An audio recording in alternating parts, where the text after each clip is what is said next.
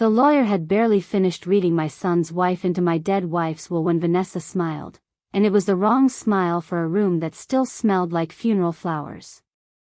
Not grief. Not relief. The small, private smile of someone whose plan had gone through. The will was dated 6 weeks earlier, while Eleanor was in the hospital. It made Vanessa co-executor and left our paid-off house, worth about $600,000 now, the anchor of an $840,000 estate, to my son and his wife, jointly. That was not the plan Eleanor and I made together. I knew, because I was the one who kept our papers. If you've ever been told to go home and rest while someone else sat with the person you love, stay with me. I spent 40 years as a claims adjuster. I get paid to notice when a date doesn't fit the story around it. Then the lawyer said Eleanor had left one more thing. A second envelope. Vanessa didn't know about that one. My name is Ray Halloran. I'm 71, and until my wife got sick, I would have told you I had the kind of life that doesn't make a story. Eleanor and I met at a wedding neither of us wanted to be at, married 11 months later, and stayed married for 41 years in the same 3-bedroom house on Delmar Street that we paid off the spring I turned 60. We raised 2 kids in it.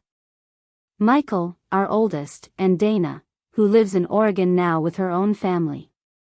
We were not rich people. We were careful people, which over enough decades looks a little like the same thing. Careful is why we sat down at the kitchen table the year I retired and wrote out exactly what we wanted to happen when we were gone. Ellis Grant, Eleanor's attorney and mine, walked us through all of it. The house would be mine to live in for as long as I wanted. When we were both gone, whatever was left, the house, Eleanor's small pension, the savings we'd fed one careful deposit at a time, would be split evenly between Michael and Dana. Even. That word mattered to Eleanor. She'd grown up in a family where one child got the farm and the others got a handshake, and she swore ours would never do that to each other. We signed those papers together. I watched her sign. I kept the copy in the fire safe in our bedroom closet, next to the deed and the marriage license, because keeping the papers straight was always my job in our marriage. She teased me about it for 40 years. Old habits, she'd say. Once an adjuster, always an adjuster. I want to be honest about the part that came next, because it's the part I've had the hardest time forgiving myself for. When Eleanor was diagnosed, everything I was good at stopped mattering. You cannot audit a tumor. You cannot find the inconsistency in a scan. For the first time in my life I was in a situation where being careful didn't save anybody, and I fell apart in a quiet way I hid from everyone, including myself. So when people offered to help, when Vanessa, Michael's wife, started saying things like, "Ray, you're exhausted, go home and sleep, I'll sit with her tonight," I let her. God help me, I was grateful. Vanessa had married into our family 6 years earlier.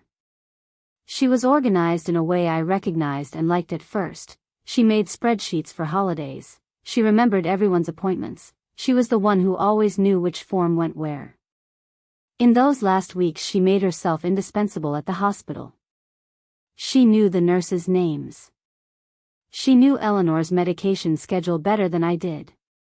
And she started telling me, gently, which days were good and which weren't. "She's really tired today, Ray," she said. "She doesn't want you seeing her like this. The doctor wants her to rest. Why don't you come tomorrow?" I heard those sentences as kindness.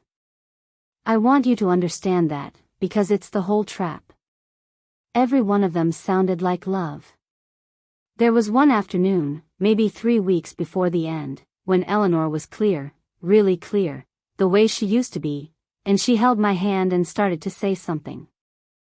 "Ray, there's something about the," and then a nurse came in with her afternoon dose, and Vanessa came in behind the nurse with a coffee for me and a bright voice, and the moment closed like a door. Eleanor looked at me.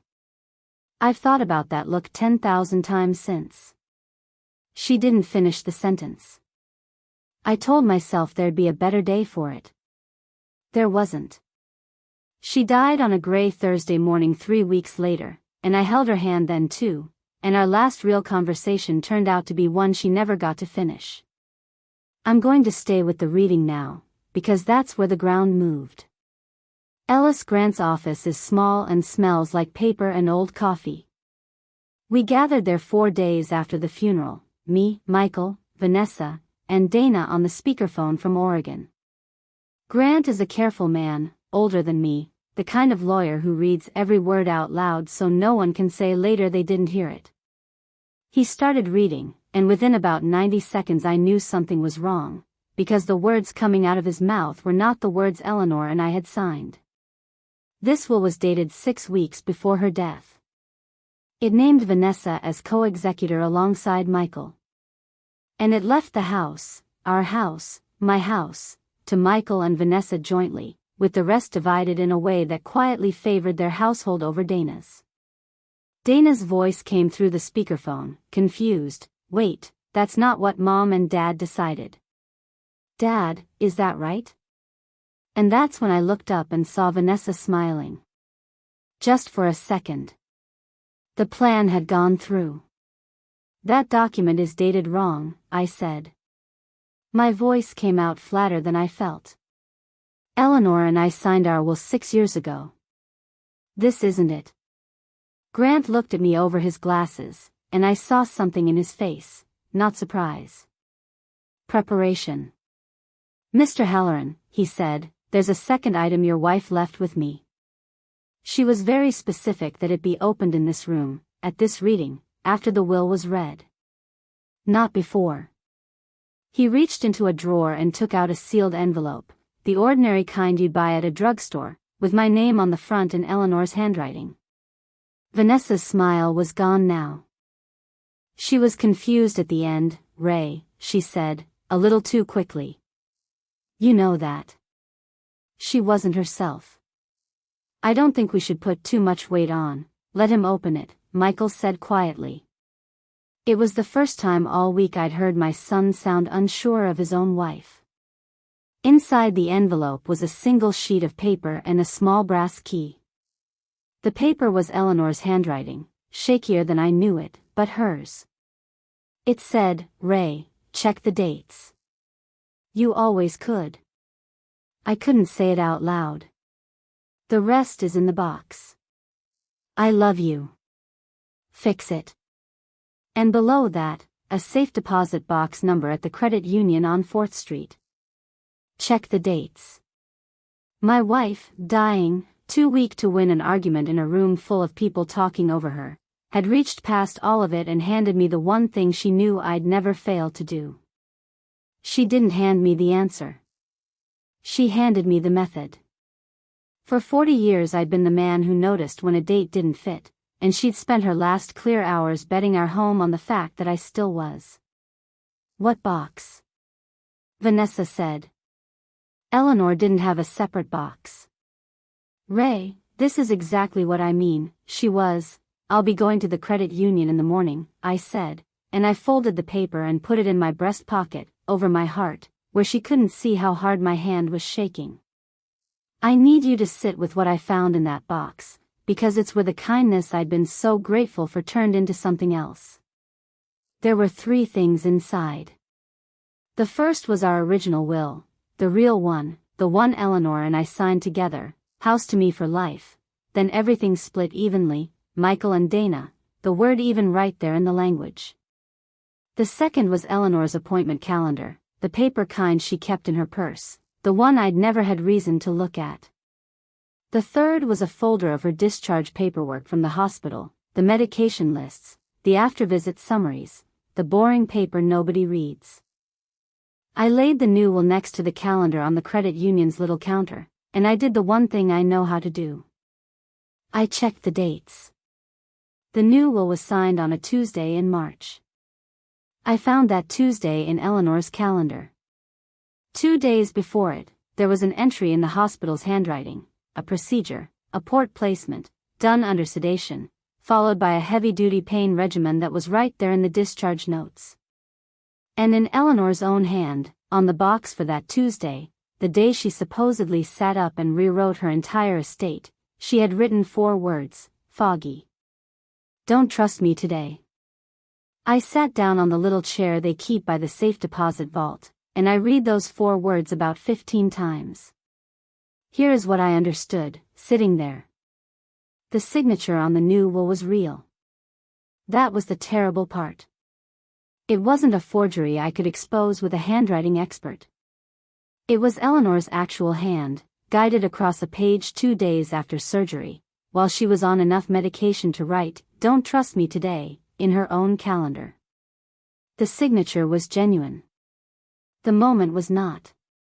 And a moment doesn't choose itself. Somebody chose it. Somebody looked at a calendar, the same way I was looking at one now, and picked the day my wife was least able to say no. I didn't sleep that night. But I didn't stew, either. Stewing was never my job. In the morning I called the hospital's medical records department, and because I was the surviving spouse and next of kin, I requested 2 things, her full chart for those weeks, and the visitor log for her floor. The visitor log is not a document most families ever think to ask for. I only knew to ask because in 40 years of claims work I'd learned that the record of who was in the room is often worth more than the record of what happened in it. It took 9 days and a signed release, but they sent it. I want to describe what that log showed, because I checked it 3 times before I let myself believe it. On the Tuesday the new will was signed, one family member had signed into Eleanor's room, Vanessa. Alone. Michael's name was not on the log that day. When I checked Michael's work calendar later, he'd been in Charlotte for a sales conference that whole week. I remembered him telling me, apologizing that he couldn't be around, and I remembered who had told me not to worry, that she'd cover the hospital visits. There was one more entry on that Tuesday afternoon, 90 minutes after Vanessa signed in. A name I didn't recognize, with a company beside it, a mobile notary service. And then I went back through the whole log, week by week, and I matched it against my own phone. Every single day that Vanessa had texted me, "She's not up for visitors today, get some rest, Ray," every one of those days, the log showed Vanessa in the room. Alone. On the good days, the clear days, she'd told me to stay home. And I had. I'd thanked her for it. I'm not a man who cries easily. I did that afternoon, at my own kitchen table, with the log spread out in front of me, because I finally understood that the kindness had been the mechanism. The gentle voice steering me toward the door wasn't protecting Eleanor from seeing me tired. It was protecting the room from having a witness in it who'd noticed the date. I called Michael. I didn't accuse anyone.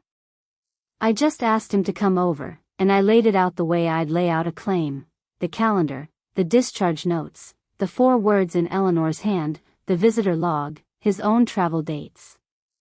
I watched my son read his wife's name on the log for that Tuesday, and I watched him find his own name on his work calendar in Charlotte the same day, and I watched something in his face come apart very slowly. "She said you and Mom had already talked it all through," Michael said. "She said Mom wanted to make sure our kids were secure, that you'd agreed. She said you were too worn out to deal with the paperwork, so she was helping." "We did talk it through," I said. 6 years ago. At the kitchen table. Not 6 weeks ago in a hospital bed. Michael put his head in his hands. He didn't defend her again after that.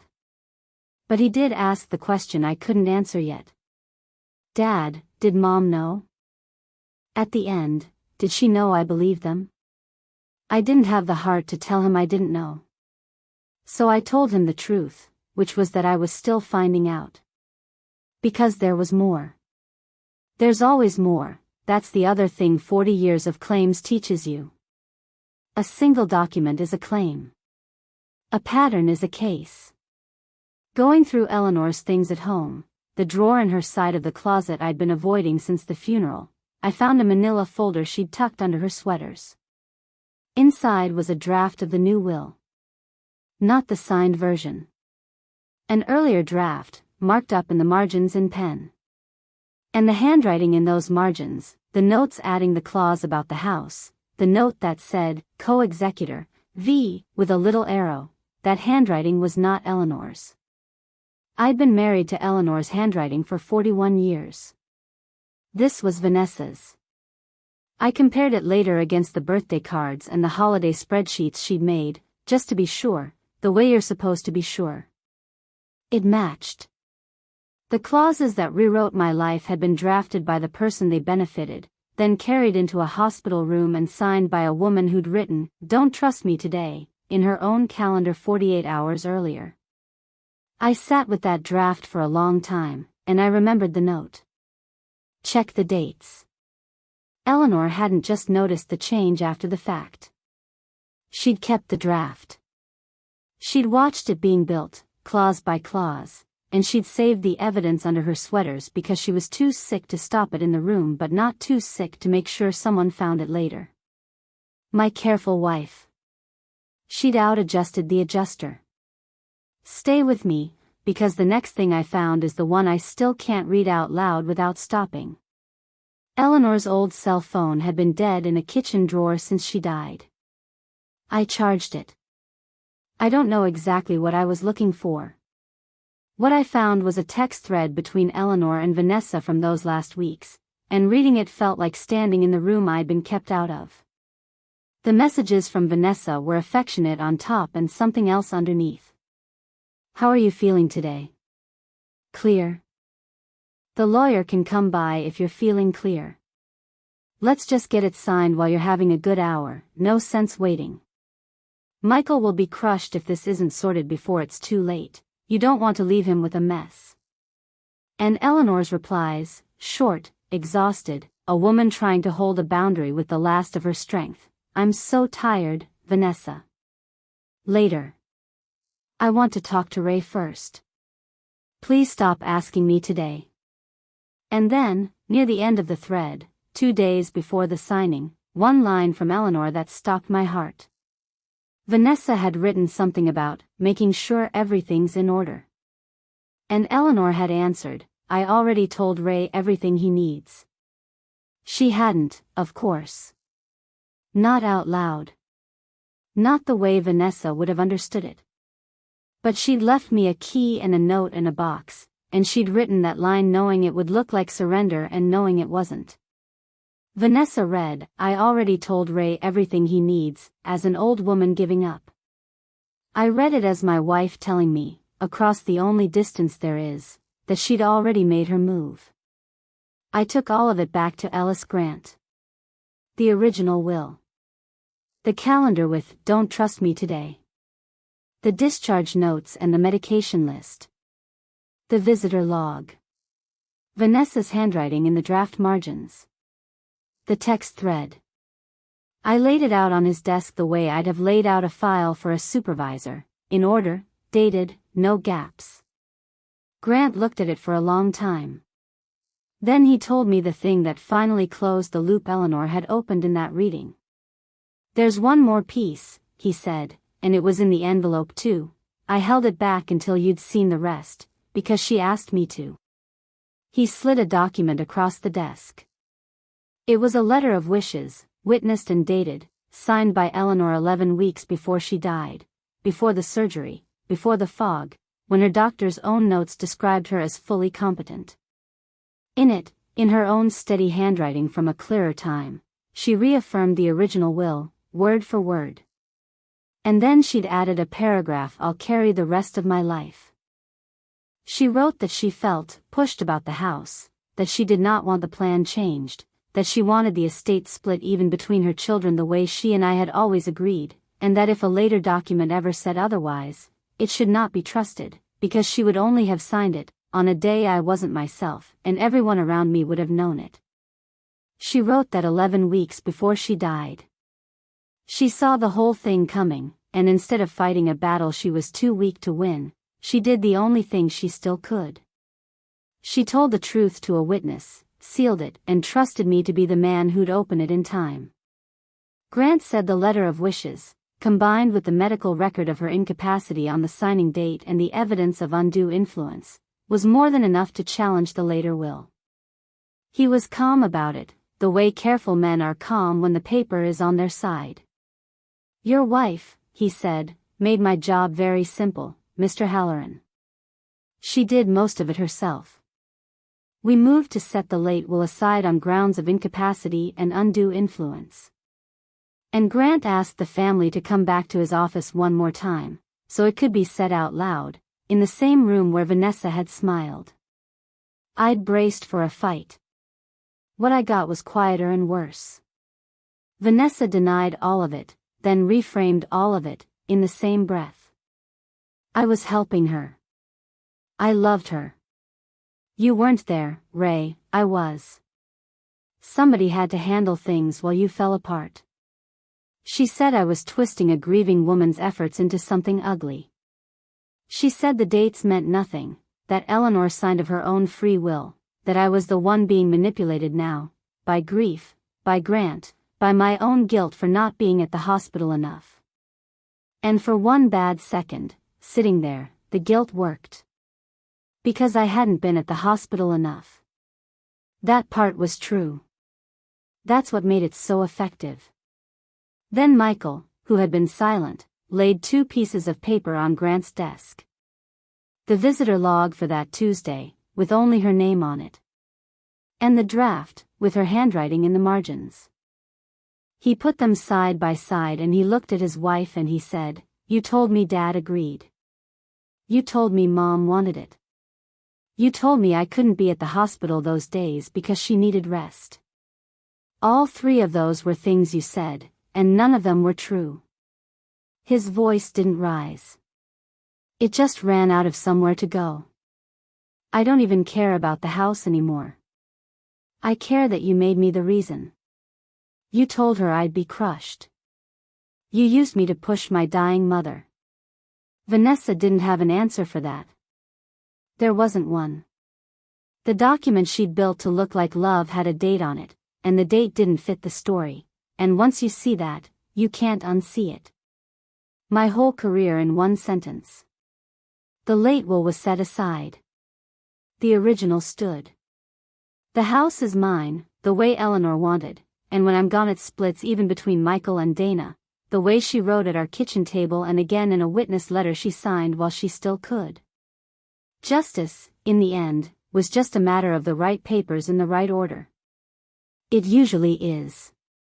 I won't pretend the rest was clean. Michael and Vanessa are separating. My son is living through the discovery that the person he built a life with was capable of standing over his dying mother with a pen, and there's no will reading that fixes that. He comes by on Sundays now. We don't talk about it much. Mostly we sit in the house Eleanor saved for me and we let the quiet do the work. Last week he called Dana himself and apologized for doubting her on that speakerphone, and she cried, and he cried, and I stood in the kitchen and let them have it without me, because some repairs aren't mine to make. People ask me if I'm angry. I was, for a while. But mostly what I feel now is something closer to awe. My wife was dying. She was outnumbered, medicated, talked over, and running out of days. And she still found a way to reach past all of it and win, not with a fight, but with a key, a note, and 4 words in a calendar. She knew exactly who she'd married.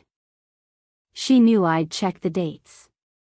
She bet our home on it, and she was right. I keep the second envelope in her nightstand drawer now. It's empty. I took out the note and the key long ago, but I keep it anyway, on top of the letter of wishes, next to her reading glasses she'll never need again. Some nights I open the drawer just to look at it. An empty envelope with my name on it, in her handwriting. It's the last thing she ever handed me, and it turned out to be the only thing I needed. So here's what I keep asking myself, and maybe you will too. If someone you loved was too weak to say the truth out loud, but strong enough to hide it where only you would find it, would you have gone looking? Would you have checked the dates? I'd like to believe I'd have caught it either way. But the honest answer is that Eleanor didn't leave it to chance. She left it to me, specifically, because she knew what I'd notice. There's no wrong answer to that question. I just think it's worth sitting with, the next time someone tells you not to worry about the paperwork. If this story meant something to you, subscribe to Broken Bonds, and I'll see you at the next one.